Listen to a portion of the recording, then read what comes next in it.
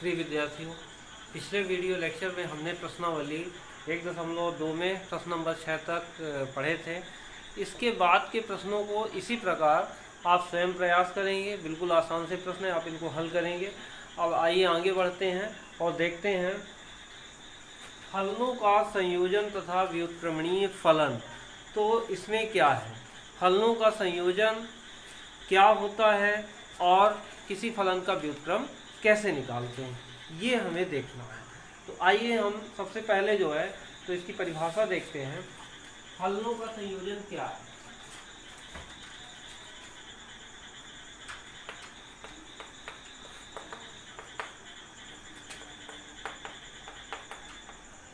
तो देखिए, फलनों का संयोजन इस तरह से है कि यदि फलन, यहाँ पे देखिए परिभाषा नंबर 8 है आपके पुस्तक में। यदि फलन fa2b, मतलब फलन क्या है, a से b में है। यह फलन मतलब a इसका प्रांत है, b सह प्रांत है। g फलन, g जो फलन है वो है b to c, ये b से c में है। मतलब g फलन का प्रांत b है, सह प्रांत क्या है, c है।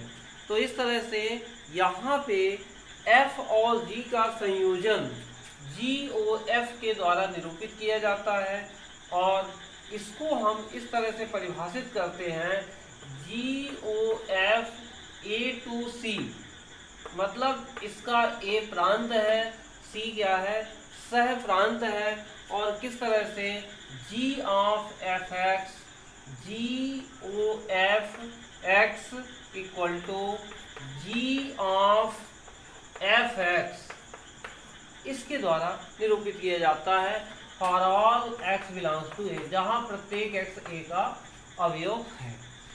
तो ये यहाँ पे इसकी परिभाषा है। अब इसको हम चित्र के माध्यम से समझेंगे।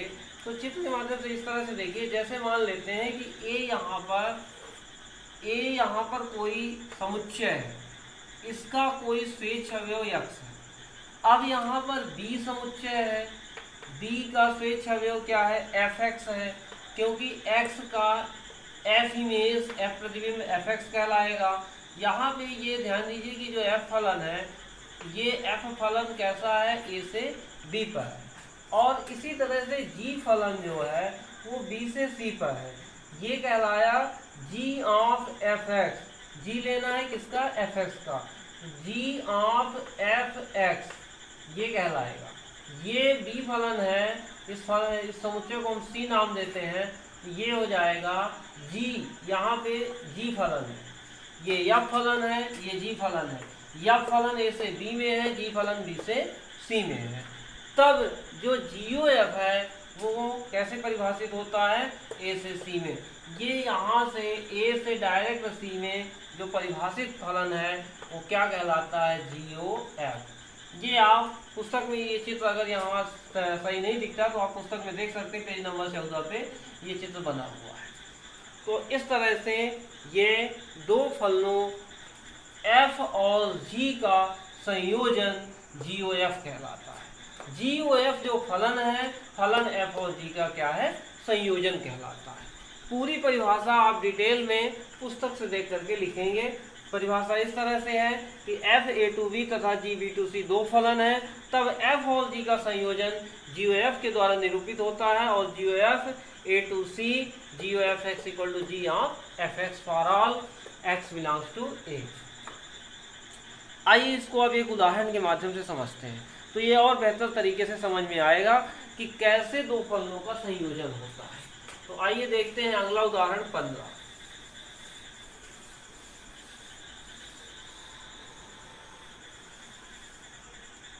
देखिए इसमें उदाहरण 15 में क्या है, इसमें हमको दिया है f 2 3 4 5 2 3 4 5 2 3 4 5 9 3 4 5 9 और g दिया है फलन 3 4 5 9 2 7, 11, 15। ये इस प्रकार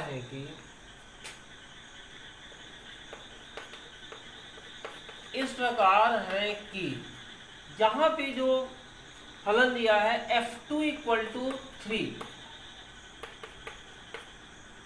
और F3 equal to 4, F3 equal to 4, F4 equal to F5, F4 equal to F5 equal to 5 और G3 G4 7 हुआ G3 equal to G4 equal to 7 तथा G5 G9 equal to 11, G5 equal to G9 equal to 11। ये इस तरह से सभी मान हमें पता है। हमको निकालना क्या है? GOF निकालना है। अब इसलिए देखिए GOF, अगर हमको GOF निकालना है तो GOF हम किस पे निकालेंगे? ध्यान दीजिए, कभी अगर GOF निकालने को आए तो आप GOF के प्रांत पे निकालेंगे या फलन जो बाद में O के बाद में लिखा उसका प्रांत। फलन F का प्रांत क्या है? प्रांत है 2, 3, 4, 5 और F का सह प्रांत क्या है? 3, 4, 5, 9। हम प्रांत के सभी अवयवों पे देखेंगे तो यहाँ पे प्रांत का पहला अवयव क्या है? 2 है, तो यहाँ पर हमको लिखना है 2 और फिर इसको हल करने के लिए O के स्थान पे कोष्टक लगाना। ये हो जाएगा G ऑफ F2। इस तरीके से O के को हटा करके वहां पर कैपिटल ब्रैकेट लगा देना है, बाकी एज इट इज उतार लेना। अब आपको क्या करना है? G की जगह पर G और F2 का मान रखना है। F2 का मान कितना दिया है? 3 दिया है, तो ये F2 का मान 3, इस F2 की जगह पे 3 रख देना, तो ये क्या बनेगा? G3 बनेगा। अब G3 का मान आपको कितना दिया है? G3 और G4 दोनों का मान 7 है। G3 equal to G4 equal to 7, मतलब G3 भी 7 है, G4 भी 7 है, तो G3 की वैल्यू कितनी है? 7, तो ये 7 हो जाएगा। इस तरह से GOF2 अभी हमने निकाला। अब क्या निकालेंगे? GOF3 निकालेंगे, GOF4 निकालेंगे, GOF5 निकालेंगे। तो देखिए हुआ GOF, अभी हमने 2 निकाला, अब किस पे निकालेंगे? 3 निकालेंगे। बिल्कुल इसी के लिए यही प्रक्रिया आगे बढ़ा देंगे, तो ये हो जाएगा G ऑफ, यहाँ पे क्या है? F3, O की जगह पे ब्रैकेट और यहाँ लिखेंगे F3, तो इस तरह से ये हो जाएगा G ऑफ F3। F3 की वैल्यू कितनी है अपने पास? F3 अपने पास है 4, तो ये हो जाएगा G4 और G4 इसकी वैल्यू क्या है? G4 की वैल्यू 7 है, तो ये हो जाएगा 7। तो इस तरह से GOF2 और 3 दोनों की वैल्यू अपन को क्या मिल गई? 7 मिल गई। और इसी तरीके से हम GOF4 निकालेंगे और GOF5 निकालेंगे। तो देखिए GOF4 और 5,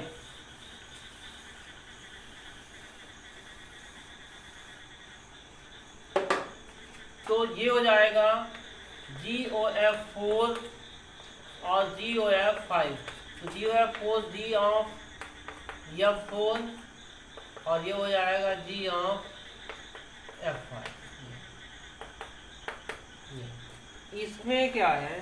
तो G of F4, G of F5, इसमें देखिए क्या करते हैं, ये जो वैल्यू अपने पास है तो ये हो जाएगी आपको बिल्कुल यहाँ इसके जैसे करना है। ये हो जाएगा जी हाँ F4 आपको कितना दिया है? F4 और F5 दोनों ही 5 है। F4 की वैल्यू 5 है, तो ये हो जाएगा G5 और G5 आपको कितना दिया है? G5 और G9 दोनों 11 दिए, तो ये 11 हो जाएगा।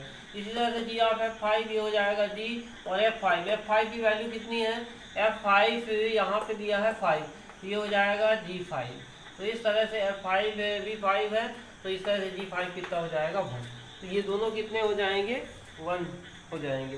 तो इस तरह से यहाँ पे जो ये 11 1 नहीं 11 हो जाएगा। अब देखिए इसके बाद नेक्स्ट एग्जांपल 16 FR2R GR2R। तो यहाँ तक कंप्लीट करना है, यहाँ तक।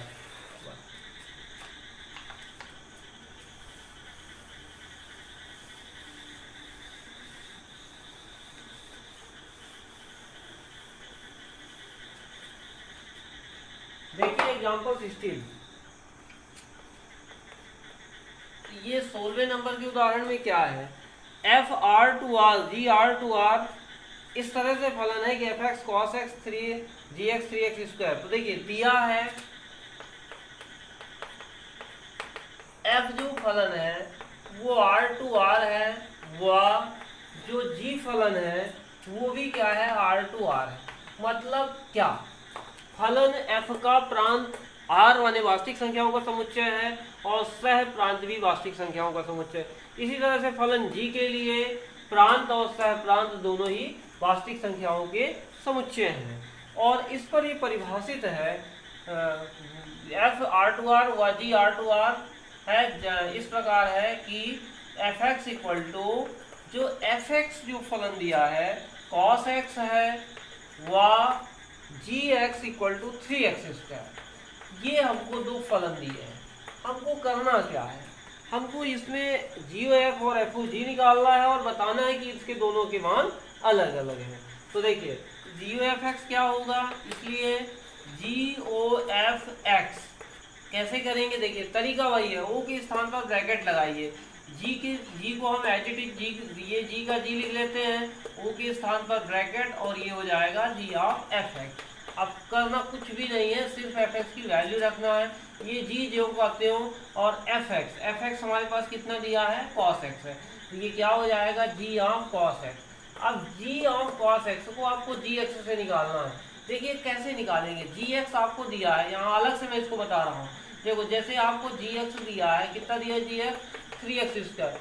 मान लो अगर मैं ये बोलूँ कि आप g2 निकालिए, कैसे करेंगे, आप x की जगह पे 2 रखेंगे तो g2 के लिए क्या करेंगे, 3 इंटू 2 का स्क्वायर ये करेंगे। लेकिन मेरे को g2 नहीं, मेरे को g cos x चाहिए, तो g cos x के लिए क्या करेंगे, x की जगह पे cos x लिखेंगे, तो ये क्या हो जाएगा g cos x। तो यहाँ पे भी x की जगह पे cos x, तो ये हो जाएगा cos x का स्क्वायर, मतलब ये हो जाएगा 3 cos x स्क्वायर, मतलब cos स्क्वायर x भी लिख सकते हो। तो ये हमको मिलेगा जी cos x की वैल्यू 3 cos स्क्वायर x है, तो ये हो जाएगा 3 cos स्क्वायर x आ जाएगी। इसी तरह से अभी हमको एफ ओ जी भी निकालना है, तो वह एफ ओ जी एक्स, तो ये इसकी जो वैल्यू मिलेगी एफ ओ जी एक्स, ये कहलाएगी एफ ऑफ जी एक्स हो जाएगी। अब ये देखिए एफ, यहाँ पर जी एक्स का मान कितना है, 3x स्क्वायर, ये हो जाएगा एफ ऑफ 3x स्क्वायर। और एफ ऑफ 3x स्क्वायर हम इसको देखेंगे फलन एफ एक्स से। जैसे देखिए यहाँ पे f x equal to f x कितना दिया है, cos x दिया है। अब अगर हमको एफ ऑफ 30 चाहिए तो एफ 30 के लिए क्या करेंगे, cos 30 करेंगे, जहाँ x है वहाँ पे 30 लिख देंगे। लेकिन हमें एफ 30 नहीं, हमको एफ 3x स्क्वायर चाहिए, तो हम 30 न लिख करके 30 की जगह पे क्या लिख देते हैं, 3x स्क्वायर लिख देते हैं। तो ये कितना हो जाएगा, एफ ऑफ 3x स्क्वायर, तो x के स्थान पर 3x स्क्वायर, तो यहाँ भी x के स्थान पर 3x स्क्वायर, तो ये हो जाएगा cos ऑफ 3x स्क्वायर। तो इस तरह से एफ ओ जी एक्स का जो मान है वो cos 3x स्क्वायर है, और जो जी ओ एफ एक्स का मान है वो 3 cos स्क्वायर एक्स है। हम क्या देखते हैं, ये दोनों मान बिल्कुल अलग अलग हैं, सेम नहीं है, तो हम लिख सकते हैं स्पष्टतः G O F X does not equal to F O G X. तो इस तरह से जी ओ एफ और एफ ओ जी के मान अलग अलग होते हैं, ये बराबर नहीं होते हैं। तो इस तरीके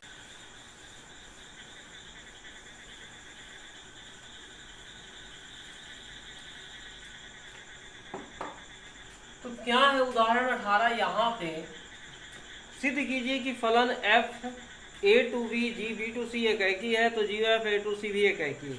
तो सबसे पहले इसमें हमको दिया है एफ ए टू बी व जी बी टू सी एकाकी है।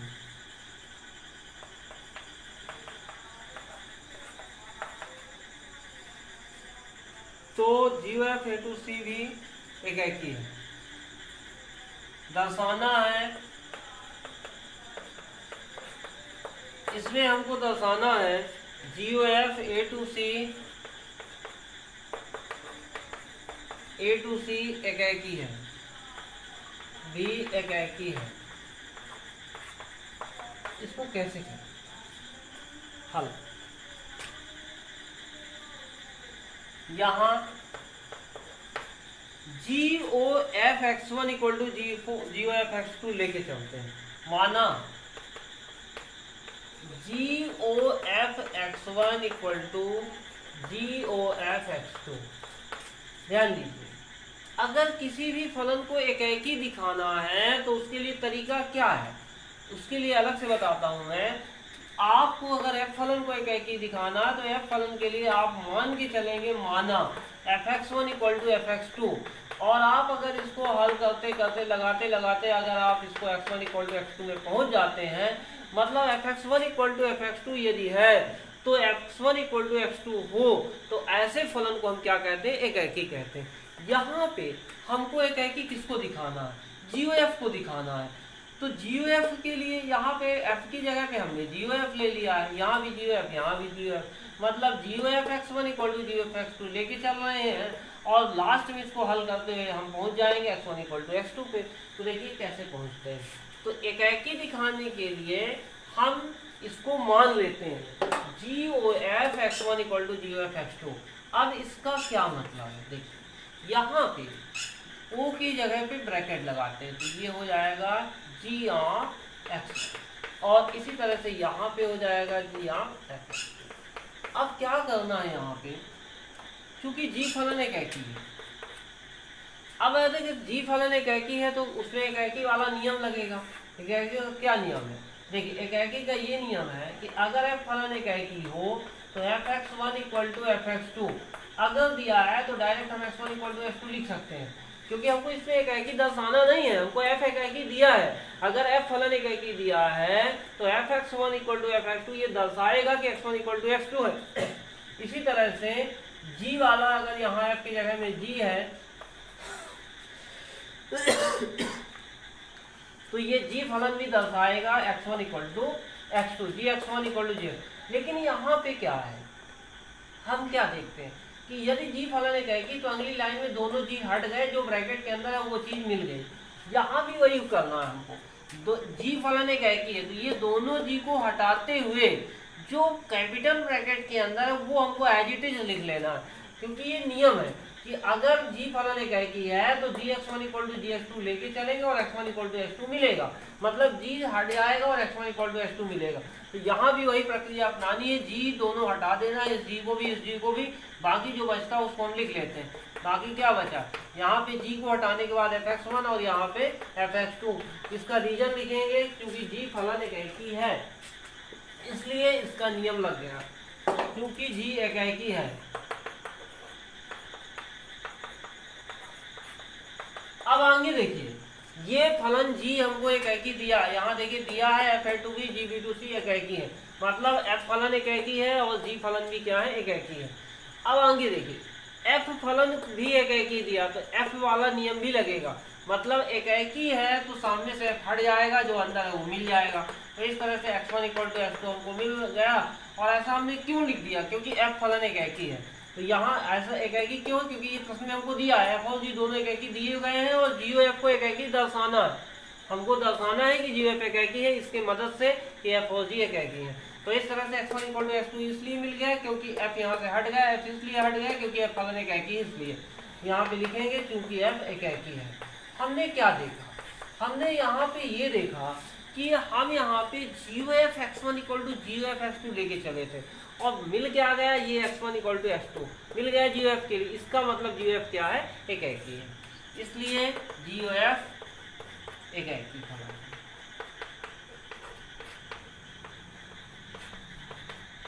इस तरह से इसको करना। इसी तरह से आज छादक वाले भी आप ये प्रश्न हल करेंगे। और इसके बाद अब आगे बढ़ते हैं। हाँ, व्युत्क्रमणी ये क्या चीज होती है? तो देखिए परिभाषा 9 पे आते हैं।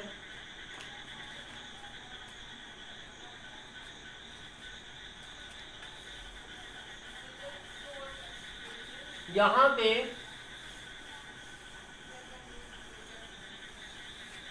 फलन कब व्युत्क्रमणीय होता है?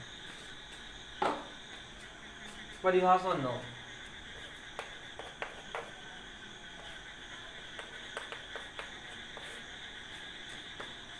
f(x2y) व्युत्क्रमणीय कहलाता है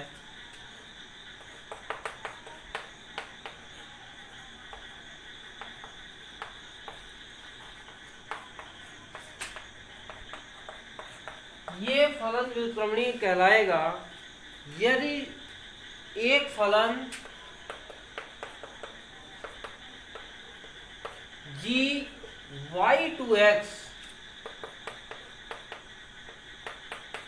इस प्रकार हो कि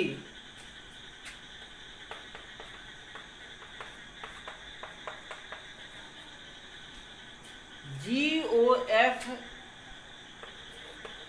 इक्वल टू IX व FOG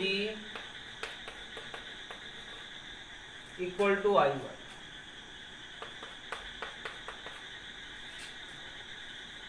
मतलब ये है यहाँ पे कि अगर हम GOF का मान देखें तो वो तस्मक होना चाहिए x समुच्चय पे, और FOG का मान तस्मक होना चाहिए y समुच्चय पर। f फलन x2y है, मतलब f फलन के लिए प्रांत x समुच्चय है, सह प्रांत y है।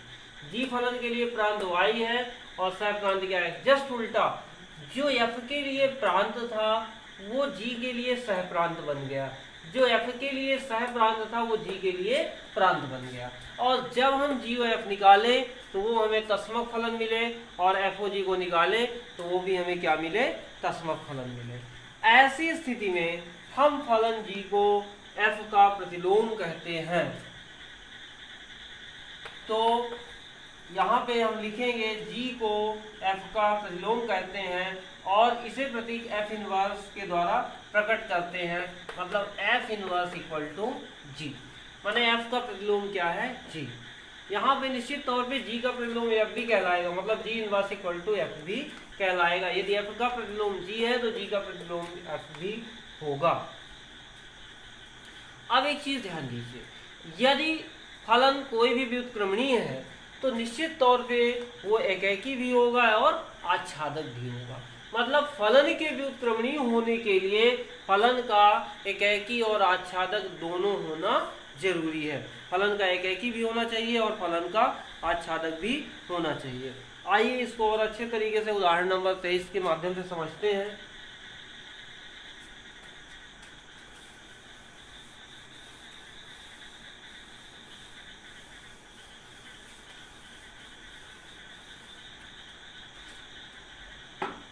देखिए इसमें उदाहरण 23 क्या है। यहाँ पे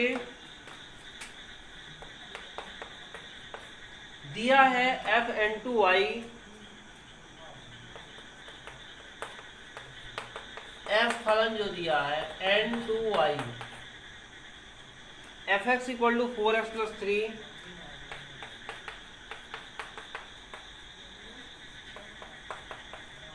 ये यहाँ पे परिभाषित फलन है, जहाँ y इक्वल टू, जो ये y का मान है y equal to y belongs to n such that y equal to 4x plus 3, किसी x बिलोंग्स टू n के लिए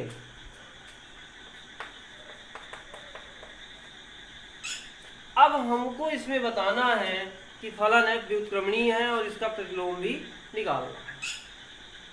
अब देखिए इसके लिए हम क्या करते हैं, y के किसी स्वेच्छ अवयव y पर हम विचार करते हैं।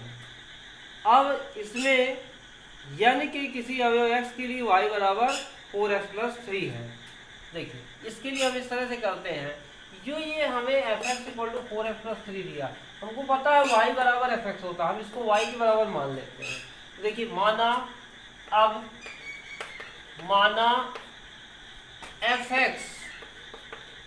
fx बराबर y बराबर 4x धन 3। इसको हम हल करके इससे हम x का मान निकाल लेते हैं। कैसे? जैसे y बराबर 4x धन 3 है तो यहाँ 3 को इधर भेजेंगे तो y minus 3 equal to 4x, 4 को इधर अपान में भेज देते हैं तो y minus 3 upon 4 equal to x, मतलब x की वैल्यू क्या मिली y माइनस 3 अपान 4। अब हम एक नया फलन परिभाषित करेंगे जिसको कि हम gy नाम देंगे और वो है y माइनस 3 अपान 4। तो अब माना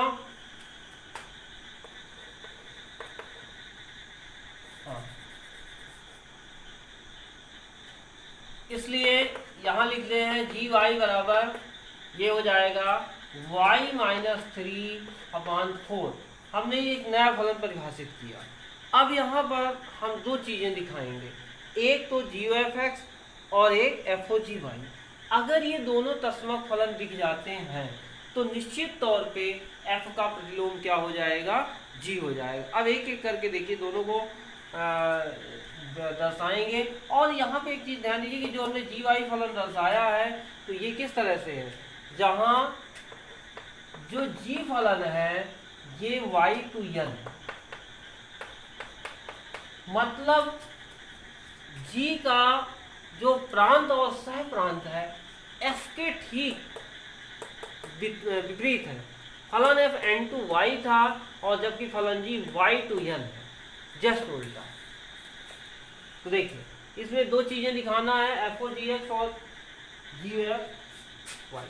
अब देखिए इसको कैसे करेंगे, इसको दोनों को थोड़ा सा ध्यान देना है, इससे हमारा काम है और इससे काम है, इन दोनों से f(x) equal to 4x plus 3 से और gy equal to y minus 3 upon 4, इनको ध्यान देना है, बाकी से मतलब नहीं। देखिए इसमें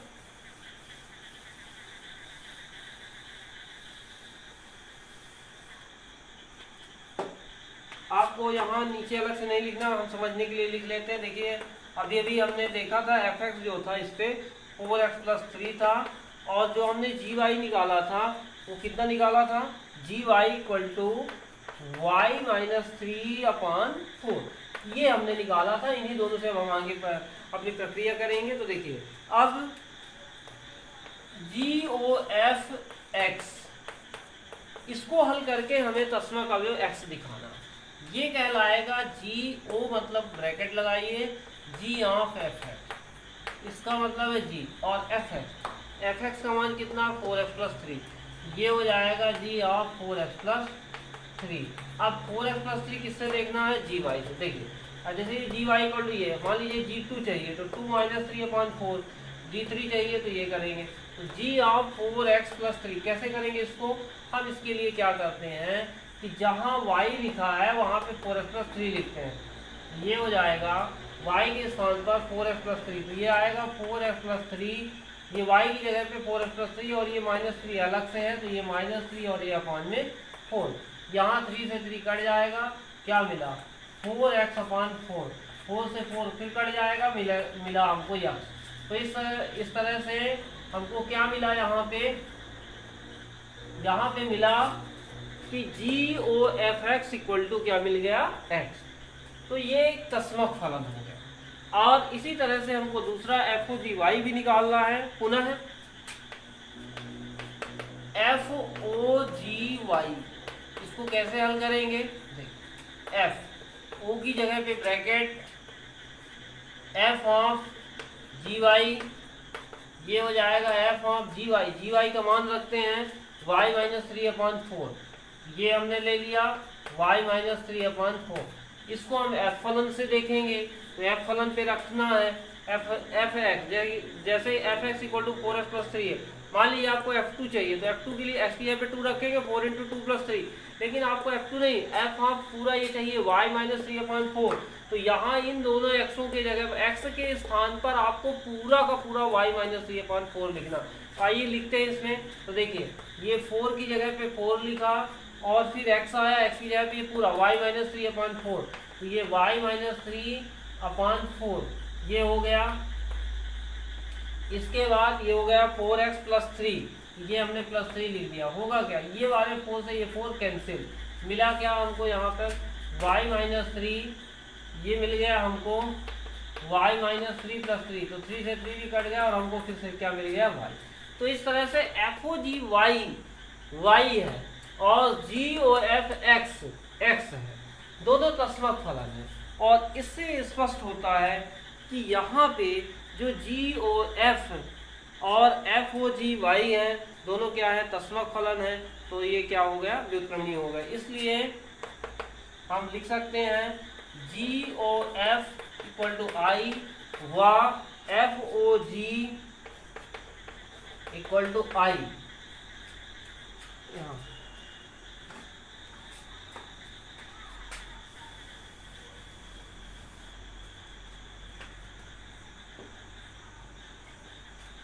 एफ फलन का जो प्रांत है वो यन है। यहाँ पे इसका प्रांत जरूर लिख देना है, क्योंकि आपको देखना किस पे है, प्रांत पे देखना है। तो इसका प्रांत एन लिख देना है। और एफ ओ जी, जी फलन का प्रांत क्या है, वाई है। तो चूंकि जी फलन हम देखेंगे प्रांत पे देखते हैं, इसलिए यहाँ पे वाई लिख देना। अब इसका तात्पर्य ये हुआ कि एफ व्युत्क्रमणीय है और जी का प्रतिलोम एफ है। इसलिए हम लिखेंगे एफ व्युत्क्रमणीय है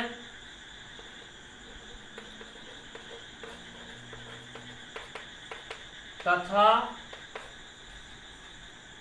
जी फलन एफ का प्रतिलोम है, मतलब एफ इनवर्स बराबर जी। तो ठीक है, आज बस इतना ही, इसके बाद फिर चर्चा करेंगे।